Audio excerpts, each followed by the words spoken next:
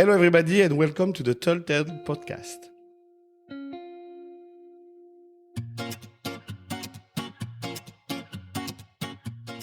Hello, Sabina. Hello, Lionel. How are you? I'm really good, thank you. Yes, cool. So, for the people who don't know you, what is Sabina doing in her life? Oh my God, yeah. First of all, why I'm sitting here is probably because I'm riding Icelandic horses nowadays. We have a small farm in the south of Sweden, outside of Lund.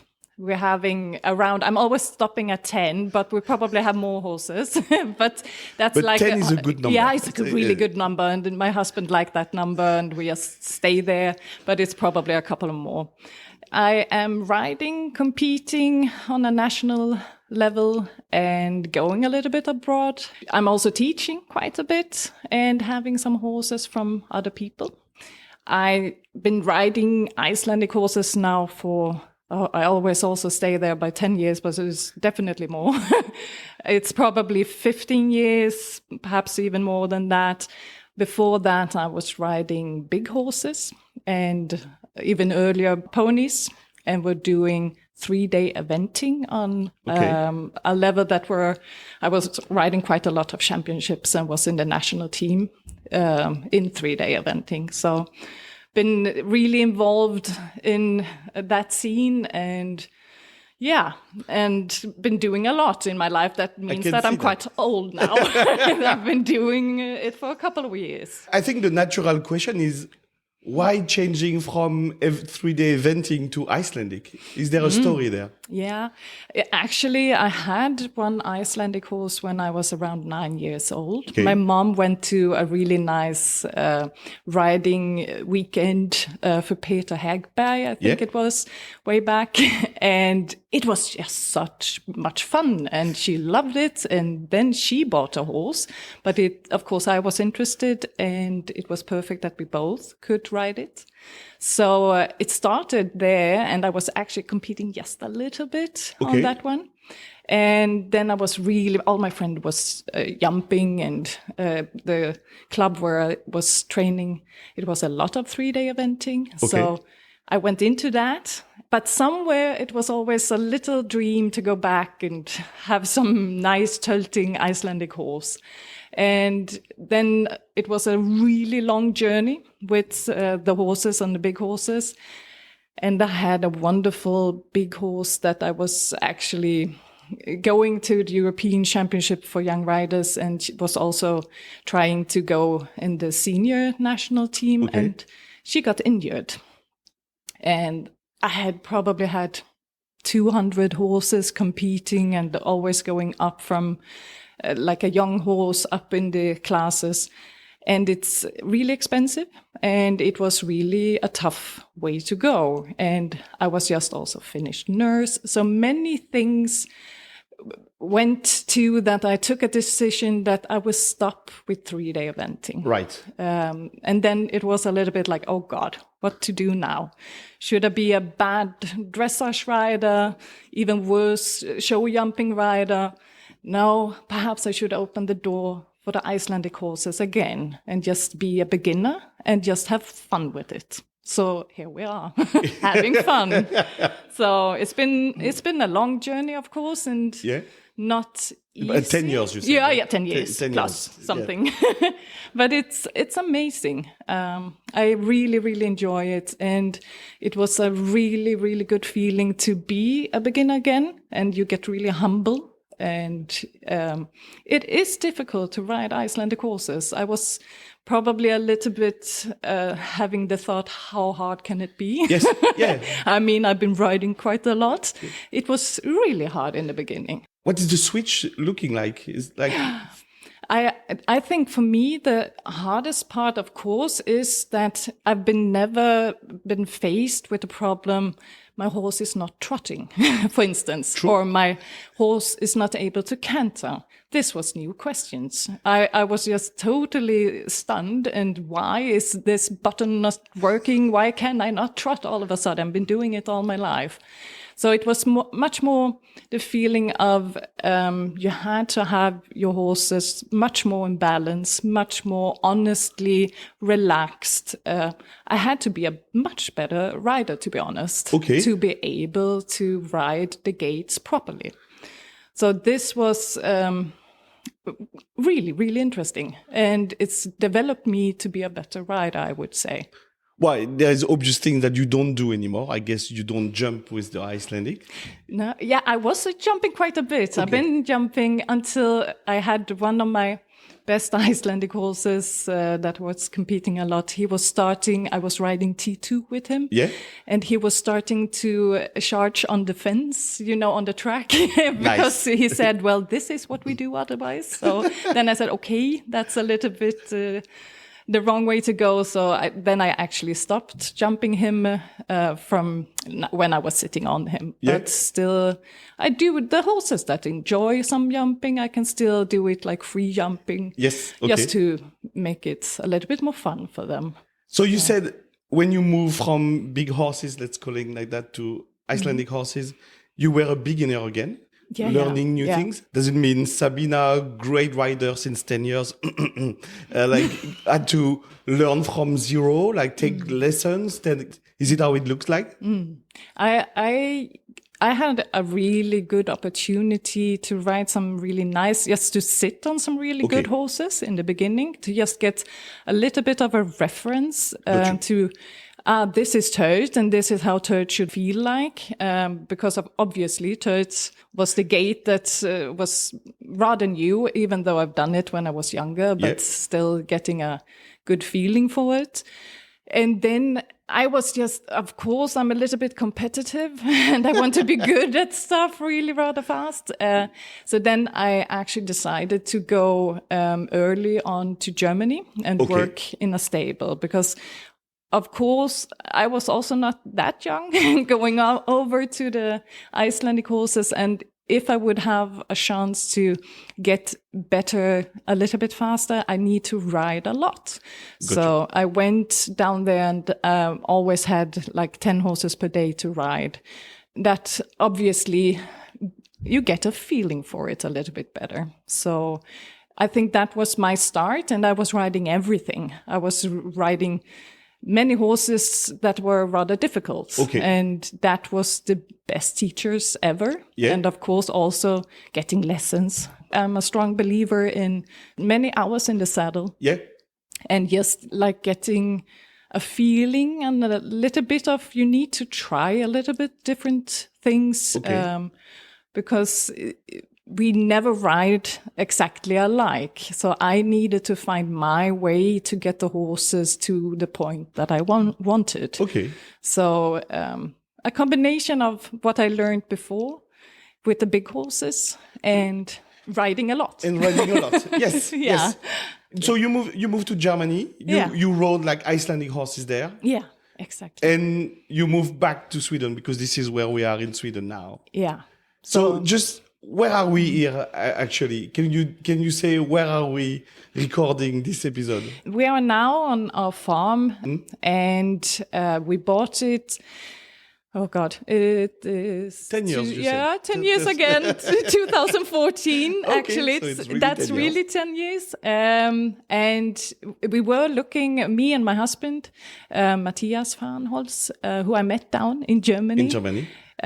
We were looking at farms around Hamburg, but it wasn't really possible. It was rather expensive and too big often, really, really big farms, and that's not where we want to go. And then we're talking like 400 horses and stuff. So and my mother is living like 15 minutes from here, and she said, there's a farm for sale. Don't you want to look at it? Perhaps come home. So we looked at it and actually bought it from Germany, so to say. And that was a really big step, and bigger step for my husband than me, obviously, because it's my home neighborhood. But I think I'm also talking for him. He says it, but we're really, really happy here. Yeah. And it's a lovely little farm we have an oval track and we have spaces for some horses. And my mom has also a farm nearby. Yeah. You say like you train, you give lesson, or you train your own horse. Yeah. You give lesson, you breed. Yeah, we have lessons here on the farm. It's really easy when you have many horses yourself to ride, and it's time efficient, and that's working really well. I am a nurse, and I am a specialist nurse in cardiology. Okay. So I'm working still 2 times per week at the hospital in Landskrona. Okay. It's also nearby.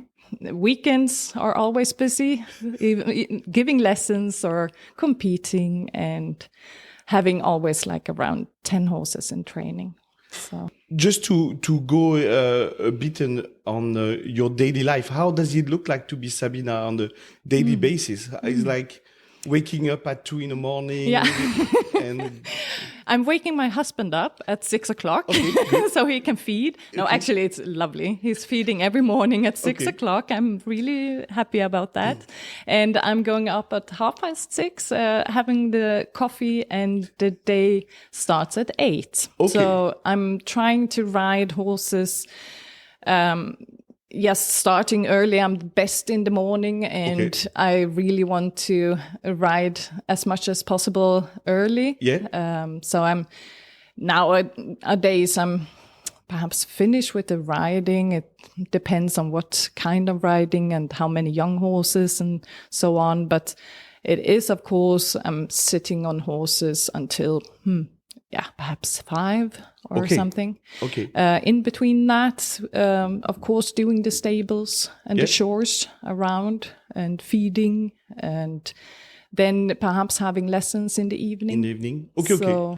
And at the moment, how do you see the training that you do for your own horses? That is obviously a big question. Yeah, it is. Depending on the age, the youngsters, I start all the horses when they are 3 years old. Okay. But then it's more about a little bit me getting to know them. Okay. And also getting a feel of some horses need a little bit longer. Then I get the time for it, and I can really take it easy. And the ones that are really obvious in everything and easygoing, I just check them a little bit. They get a saddle and a bridle, and I just sit on them, and then I pet them and say thank you, and then it's all good. It's all good. And they are going, I work them perhaps 3 times a week, and it's really short sessions. It's perhaps 15 minutes at the most. And then it's getting a little bit more when they're 4 years old. Okay. Also always individual, how much they need, and many breaks, of course, but perhaps they're working 3 to 4 times per week. Okay. And with longer breaks, also like a month off here and there. And in winter, always like 2 months off. Do you feel it's needed? Definitely. Yes. They're always better after a break. For young horses, or even for all horses? Yes. Actually, I am a strong believer in that. I've always done it. And that's something I learned when I was riding then a lot of 3-day eventers. Yes. That if you give them that longer break, they are much fresher in the body and mind. So that's a good way to just keep them happy about what they're doing. Okay. And I've been, thankfully, of course, that's many different reasons probably, but I've been really not having much injuries on my horses. And I do believe that the breaks are the reason of that, that I am giving them. It's a little bit like you and me, and horses are really hard because they don't talk. No, they don't. But if we work for a while, or we get a sore point, like we can get a shoulder, or we can get whatever.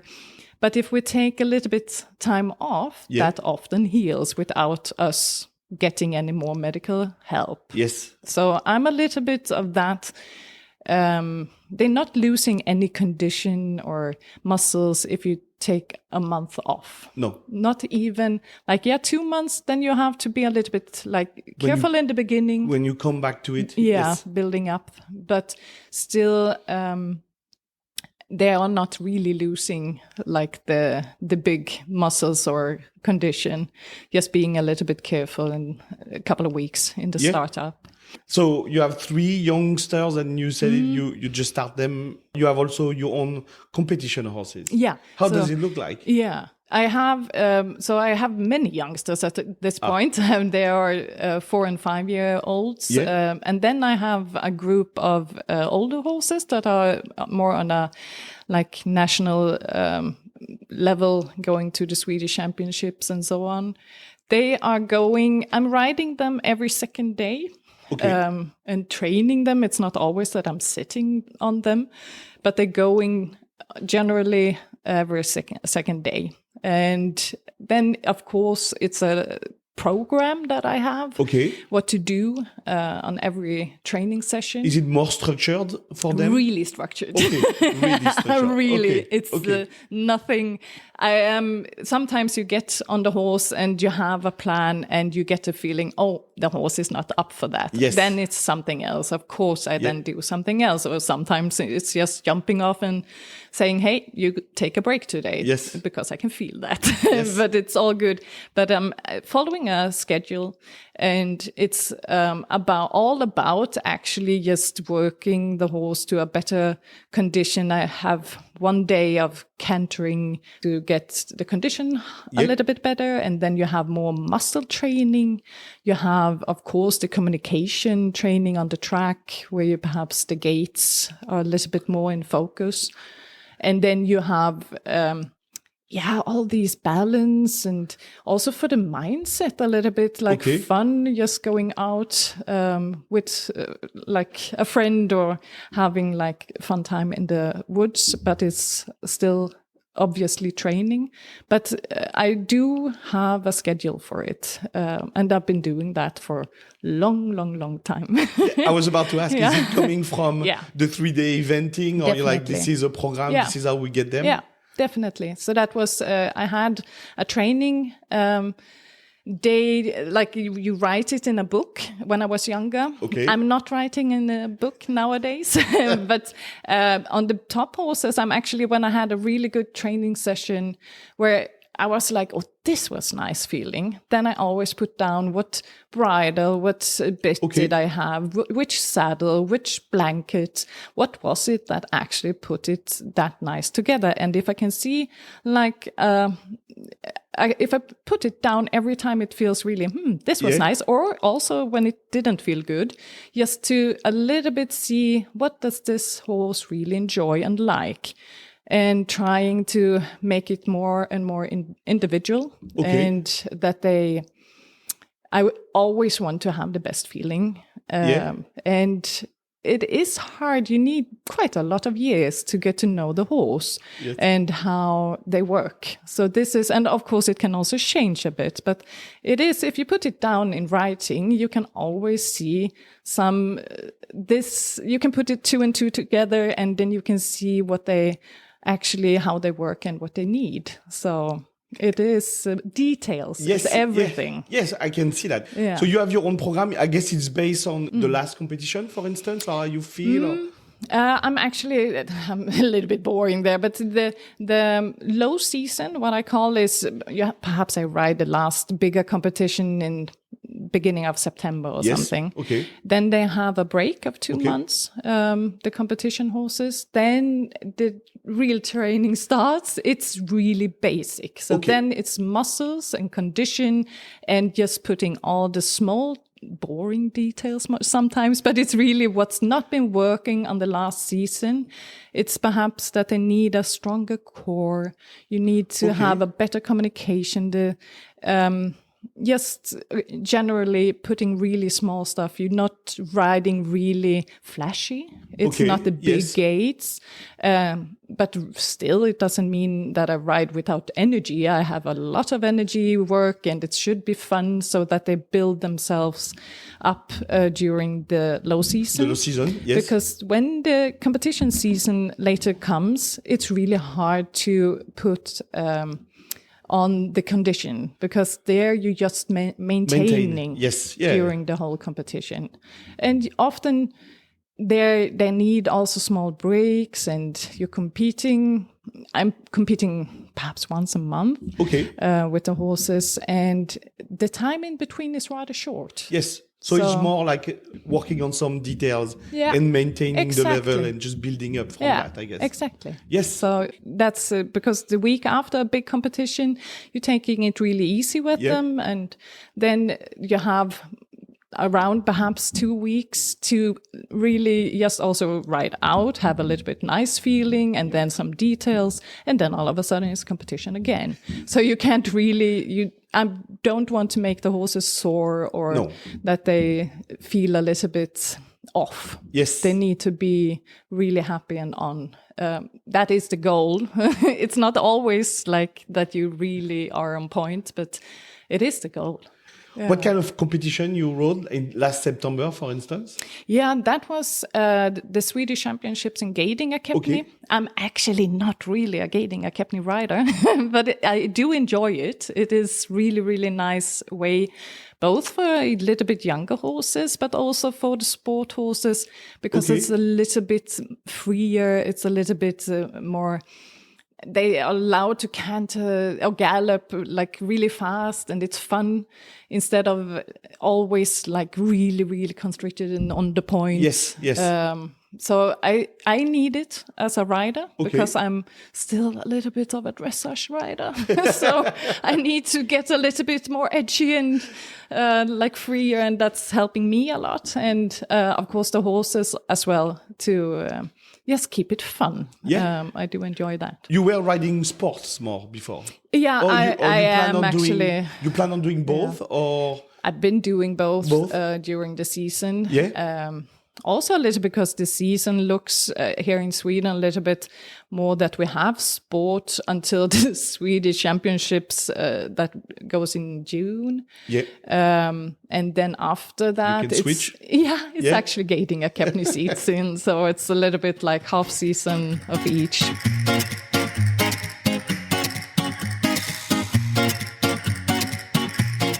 So how do you take a new horse? If I meet giving lessons, if they're coming horse and rider together, of course we're talking about goals and what is also the good sides of easy part and what's a little bit more of a struggle. We talk first, and I get a little bit of a view of the rider's view on the riding. Often I have a feeling that many riders are way too hard on themselves. Like listening and hearing and, this is hard and we're not able to do this. And then they start riding. I'm often thinking, wow, okay, that's not a big problem. And that's really nice. But it shows also a little bit about many being a little bit insecure perhaps, and also we are of course we all need to work on that, but a little bit putting perhaps too much pressure on ourselves, and then also through that on the horses. So that's a little bit, that's totally not a discussion. But then after that, I'm looking at often we don't have a lot of equipment on our Icelandic horses, but it's really, really important, of course. We are big riders on small horses, and we need to have a really fitting saddle, both for rider and horse. So that is always what I like have a look at from the ground, and then later in the riding that it's fitting appropriately. Yeah. And then bridle, I have really a lot of, it should be comfortable for the horse. It's super important. So we're have to think about that the bit is the right bit for the horse. That can be a journey, of course, to find something that they feel nice in the mouth. If you ride with a bit, you can obviously ride without as well. And then you need the noseband have to be fitting really correctly because they are nose breathers. So we not restrain their breathing. Yes. And really, really important, we have small horses, but really rather big heads. So they often, many riders are a little bit small. Okay. And what do you say? The pan ban. I don't know if it's called that, but I don't know neither. This is what we call it here. But actually, many times that's too short or too little, and then you push. It's getting a little bit on the ears and the neck, so to say. So the neck band is getting a little bit too much forward. So I always say on the training basic level, either go without or just have it big enough that sometimes we need to buy it extra big to just fit. So it's small details, but it's really, really important. And then I have a look on the horse, how it's built, to just get a little bit view of muscles and what we have to work with. And also shoeing, super important. How does the feet look? Yes. Are they standing? And I'm not after any specific, I want really good angles. Yes, so it's because it's angle that is off is a really big issue, and it could lead to injuries quite easily or making it harder for the horse to move at all. So that is because we have gaited horses, we need to think about that quite a lot. Is it coming from your experience as an overall rider, or it's more important for Icelandic? I wasn't thinking about it as much when it's I more did. The experience, I guess. Yeah. Now going on Icelandic horses, it's a really big interest of mine. So I've been just looking a lot into it and learning more. I'm absolutely not at some point an expert, but I am able to see obviously good angles. I guess. Exactly. And I have experienced that I'm not after any. We have a tendency or a tradition with really big hoofs in Icelandic horses. And we have nowadays, through a really good breeding, also big movements in our horses. Yes. And that is a combination that sometimes make it much more... we're getting closer and closer to injuries that way.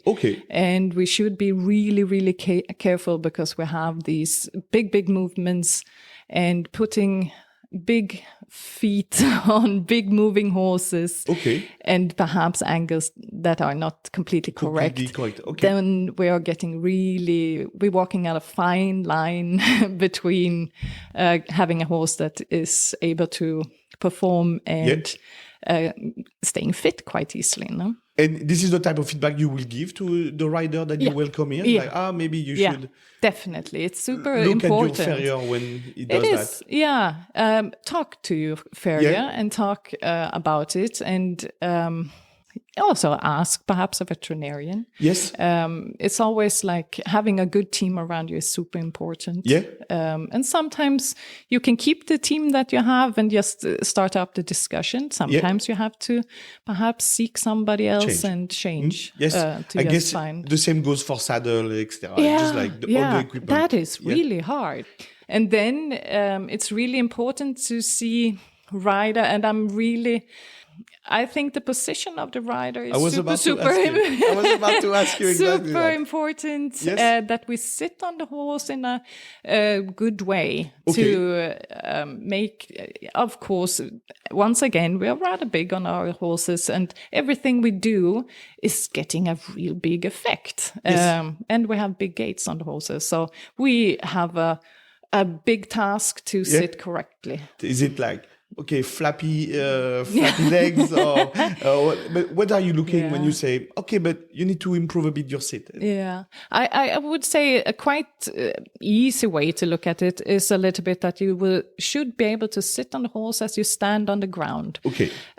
Relaxed. Many, of course, it is a balance thing. And when it's a little bit difficult with the balance, sometimes you hold your breath. Yes. And holding your breath, you get a little bit tense, and then you do stuff that is strange. And sometimes we do things with our body that we are we don't know about it. Okay. And it's happening only on the horse. When you're standing on the ground, it's lovely. You have a good balance. It's not, and then you get up on the horse, not you especially, but like people in generally, when they get up on a horse, things happen. Yeah. And that's the thing that we're trying to just find a really natural but efficient position where we can help the horse and make it easier for them. So I'm not like a big seat, or it's not like a religion for me, but it's really a big point. Let's put it that way. What do you feel a bad seat will trigger in the horse? Often we get definitely gait problems. Yeah, like on the Icelandic horse, that's the easiest way to see it. Also, the horses get tense. We're getting that roll in the turret that we don't want to have, or horses running away or not wanting to move forward, and just from the seat. Yeah, definitely. Okay. Definitely. So, and also falling in the corners and so on and so on. So the balance gets really off. I thought one day, it's really strange. All my horses are moving more to the left, and this was not before. So then I was a little bit like looking at myself and just thinking, this is obviously coming from me. All of a sudden, all the horses are doing the same stuff. I'm doing something.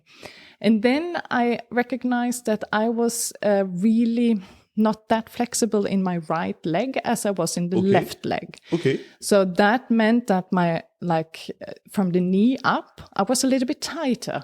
So that made a bigger pressure on the horses on that side and just pushing them quite easily to the left. And this, I was not recognizing it until the horses were showing me this is wrong. And I needed to start getting more flexible in my right leg. So that, and when I could open that up, all of the horses magically stopped going to the left in the corners. So, is it a subtle way to say even competition, very experienced riders have problems with their seat? Definitely. Definitely. And then it is amazing how little you can do with your seat, and it has an effect on the horse. Okay. It's so small things. You have to go theoretical at some points, but definitely feeling and sometimes just riding out on your own and going into the bubble and just feeling, what am I doing? And if I do like this, what happens then? And just trying out a little bit with your body to find, how does my horse like me to sit? Because it's also different. So I have to have different seats on different horses. Okay. So that's also keeping you humble and on your toes, because it is complex. Is there a difference between men and women, for instance, in terms of seat? Obviously, men are sometimes a little bit having a more on seat. Is what I am like now. It's always sensitive to be generalizing like this, but many have it rather easy to get energy in the horses. Yes. So that is a little bit what I would say if you have the big difference. Yes. Yeah. Icelandic riders, and now I'm also having but people.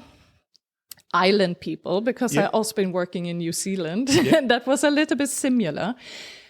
I have a feeling they ride more on feeling. They've been riding out a lot and just finding a way. So it's not always looking perfect, but the horses are going amazing. Okay. And that's also what I had an experience in New Zealand, where it is so hilly, like the hills, going down hills in 3-day eventing. That was like, for me, born here in the south of Sweden, where it's so flat, that was super scary. But they are like so natural with it, and they're having a balance because they've been doing it for always. And it's really cool to see that natural riding in another way. Would you say that they will try to fix issue while riding? Is it what you feel? A little bit, perhaps more in the flow. I think it's good that we are having, because I'm a dressage rider in the like somewhere. I've been doing it a lot. It's really good to have the knowledge, but sometimes it is getting too much into the square, and a little bit we're not getting that extra out of the horses. And perhaps sometimes you have to a little bit more fun, a little bit more alive, so to say. And that's my issue that I really am working with a lot, is really going out and just don't have to be so perfect. Perhaps the perfect is coming after you just let the break a little bit go and just doing it a little bit more freely and lovely. Is it the type of things you try to foster in your, let's call it students? That's the theory, but try to fix it also while you ride? I am really, of course, I want the riders to have the basics and the understanding for the basics, because that's like all the schools like shoulder in and so on. That's really good to know what it is and be able to do it correctly. That's of course.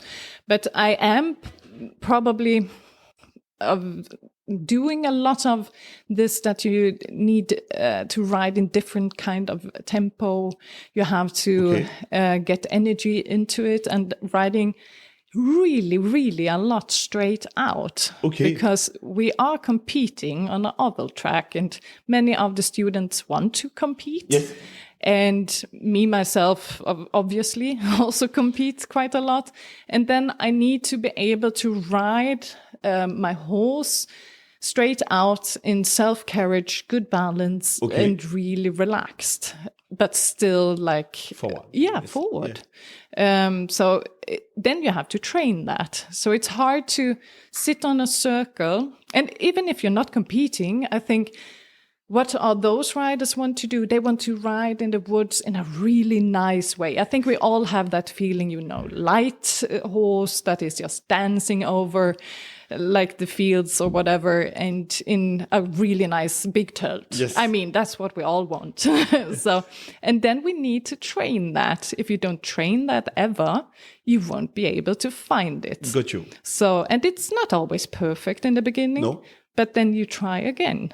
And it's okay that it is. Like you have to, if you never do it, you won't be able to do it if you only sit on a small circle. Got you. Yeah. And the cool stuff is when you do that, you get happy horses. And happy horses are the best horses. And they always want to perform. So that is a horse with the ears forward and saying, yes, come on. That's wonderful. It's one of the nicest feelings. It is. It is all we want. No?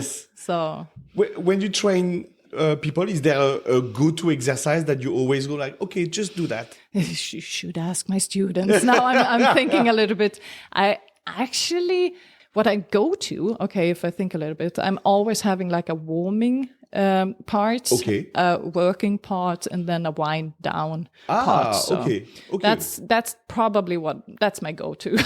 So I'm actually always saying, even though we have a really strong tilter or whatever, and we're more interested in the tilt, we're always starting with just having the feel of the trot, just relaxed on a really rather long rein. And then we're going into, even though if they're not good in canter, we're just trying some cant. And just having like rather many small parts of canter, and just to get the body going.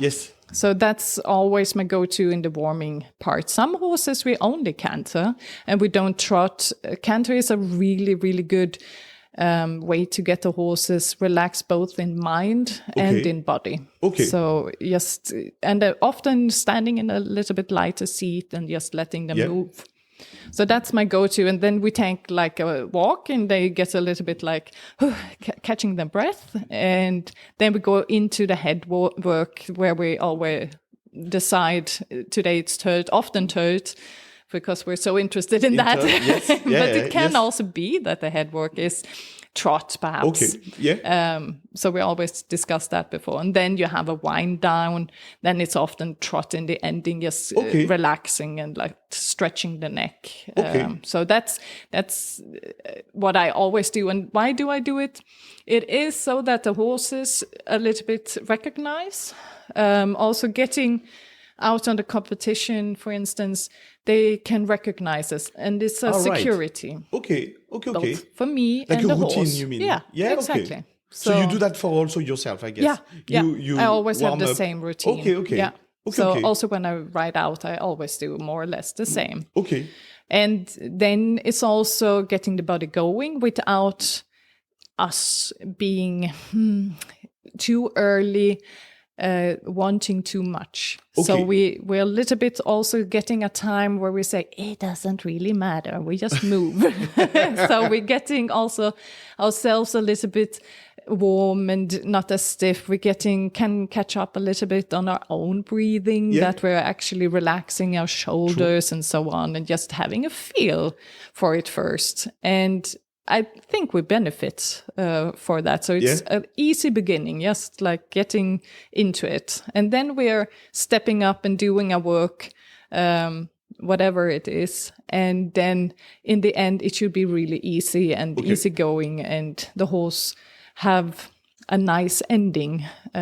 Also important. And you should be really careful that you end the session at the best point.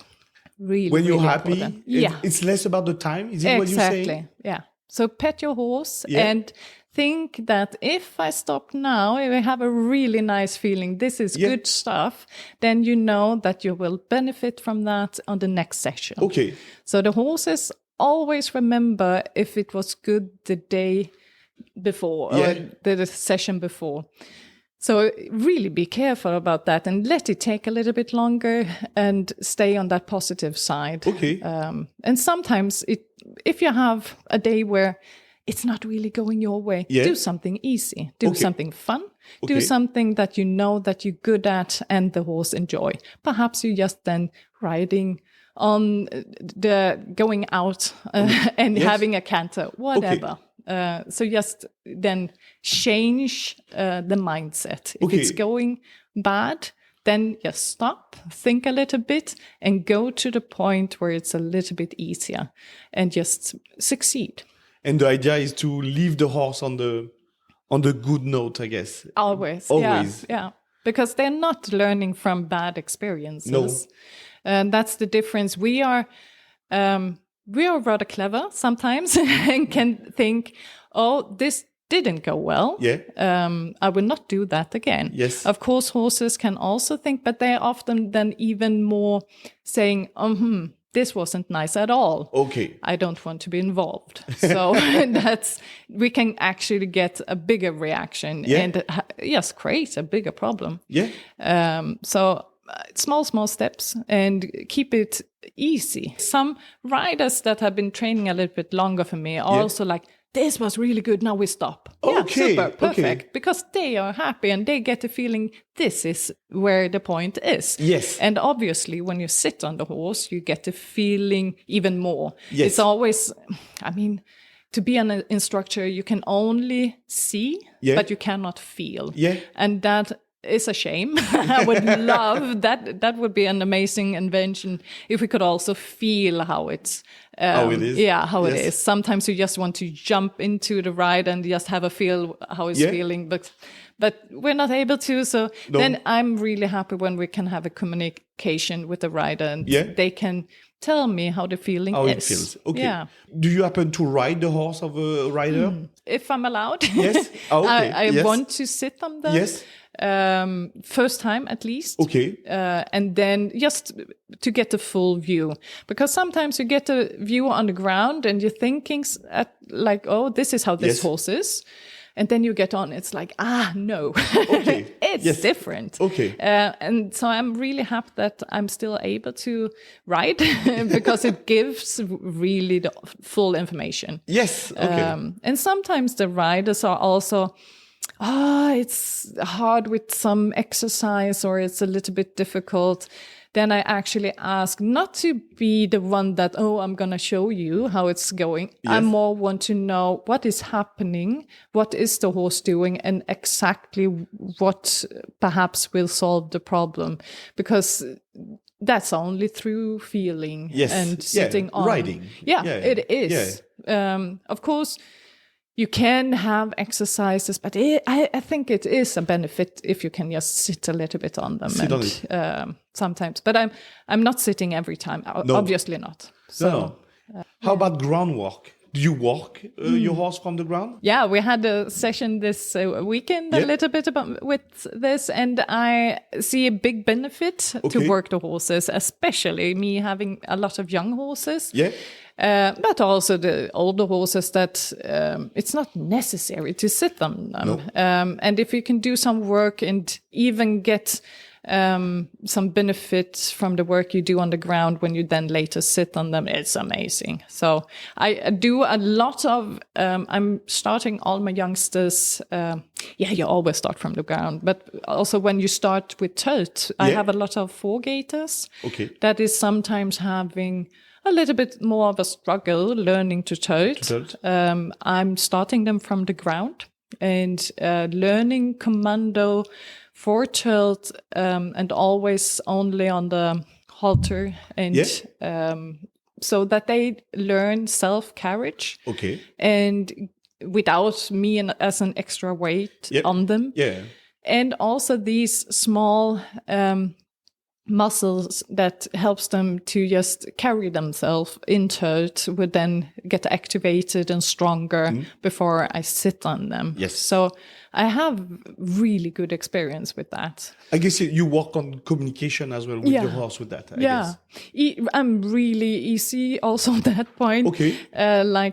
Just really easy commandos, but it is important. Get the view of your own horses from the ground, how they are working and how they are naturally working with themselves to know weaknesses or what they are doing when they're like running around in the fields.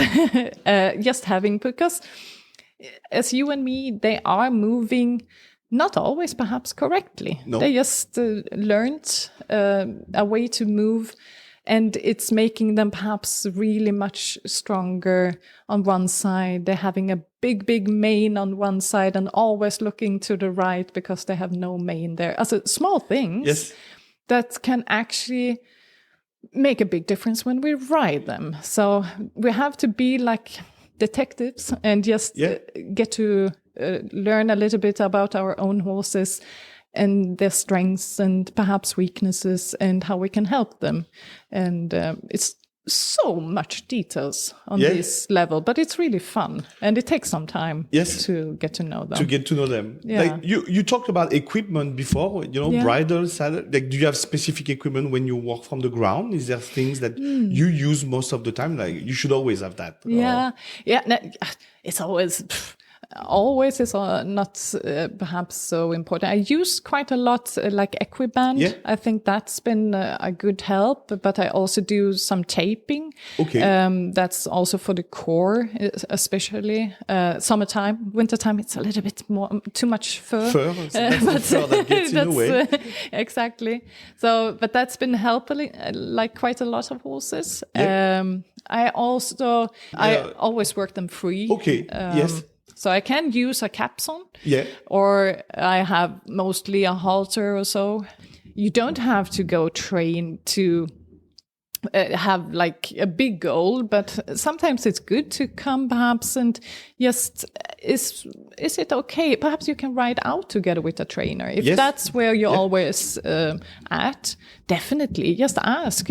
I have 2 horses. Can you come with me? Can we have a little bit? Can you have a check? Just what I'm doing. Did it ever happen to you? Like, yeah. I've been doing I've been running, biking, riding with pupils. Because sometimes you also have problems that only occur when you ride in the forest. Yes. And then it's obviously much, much smarter to have the lesson out. Yes. So I'm open for actually everything. And many times I'm going up to Stockholm quite often to give lessons. And last time, I think we were out with almost all of the horses because they've been going the day before in the paddock. And they were all a little bit like you can see they were thinking, wow, really? Today as well? Not really up for it. Then I asked to have a quad, like a 4-wheeler. And we just went out and having the lessons out. Perfect. They loved it. So you have to be open-minded. Yes. So is Sabina having training with trainer? Yeah, definitely. And I'm now having like on a monthly basis. So I'm training and just I need to really get the view on myself, of course. But I also been having quite a big help. My husband has been filming me quite a lot. Yes. Yeah. He loves it, but I'm like, can you film me? But like, so then I can have a look because then I am always my hardest trainer. Critic. And I mean, then I can really see the feeling is so and so, but it's looking like this. I didn't think so. So feeling and how it looks is not always really going the same way. So it is a good way to keep that. And of course, I also ask Matthias, he's been with me, and I guess he knows a bit about he knows quite a lot. So I can actually ask him, how is it looking? And he can say the things like, a little bit more up, or a little bit more tempo, or whatever, or slower. So I can get the input because it's the small, I know the how, but if it's not always, I need some eyes from the side.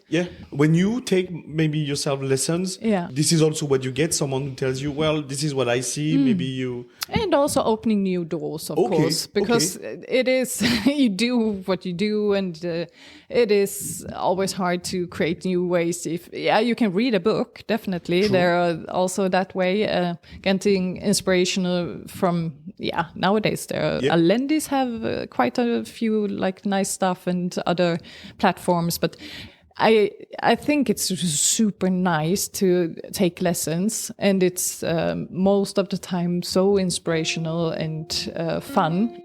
Thank you, Sabina. Thank you. And thank you everyone for listening. We will come back next month with a new episode. In the meantime, do not hesitate to share this episode. Bye. Goodbye.